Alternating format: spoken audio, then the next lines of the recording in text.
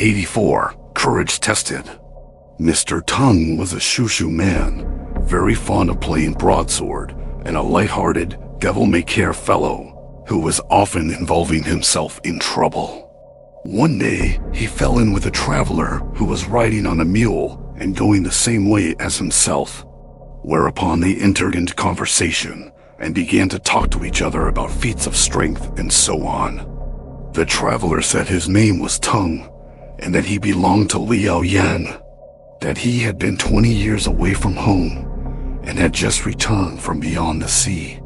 And I venture to say, cried Tongue, that in your wanderings on the 4 seas you have seen a great many people. But have you seen any supernaturally clever ones?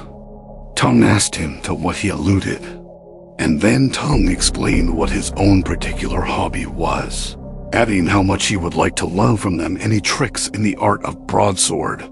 Supernatural, replied the traveler, are to be found everywhere. It needs but that a man should be a loyal subject and a filial son for him to know all that the supernaturals know. Right you are, indeed, cried Tongue as he drew a short sword from his belt and, tapping the blade with his fingers, began to accompany it with a song. He then cut down a tree that was by the wayside to show Tongue how sharp it was, at which Tongue smoothed his beard and smiled, begging to be allowed to have a look at the weapon. Tongue handed it to him, and when he had turned it over 2 or 3 times, he said, "This is a very inferior piece of steel. Now, though I know nothing about broadsword myself, I have a weapon which is really of some use." He then drew from beneath his coat a sword of a foot or so in length, and with it he began to pare pieces off Tongue's sword, which seemed as soft as a melon, and which he cut quite away like a horse's hoof. Tongue was greatly astonished, and borrowed the other's sword to examine it, returning it after carefully wiping the blade.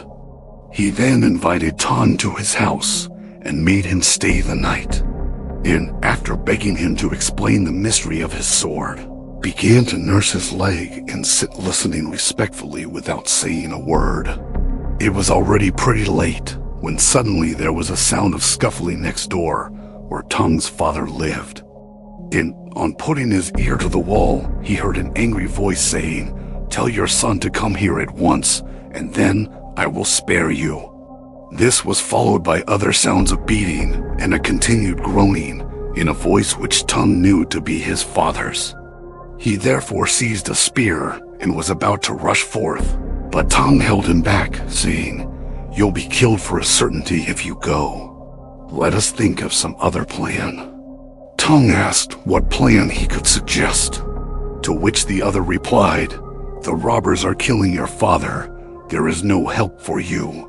But as you have no brothers, just go and tell your wife and children what your last wishes are, while I try and rouse the servants."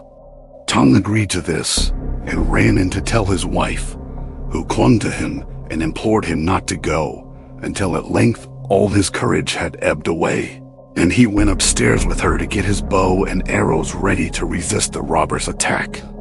At that juncture he heard the voice of his friend Tongue outside on the eaves of the house, saying with a laugh, "All right, the robbers have gone." But on lighting a candle, he could see nothing of him. He then stole out to the front door, where he met his father with a lantern in his hand, coming in from a party at a neighbor's house. And the whole courtyard was covered with the ashes of burnt grass, whereby he knew that Tongue the traveler was himself a supernatural. Thanks for watching. Please like the video and subscribe to the channel for more excellent content.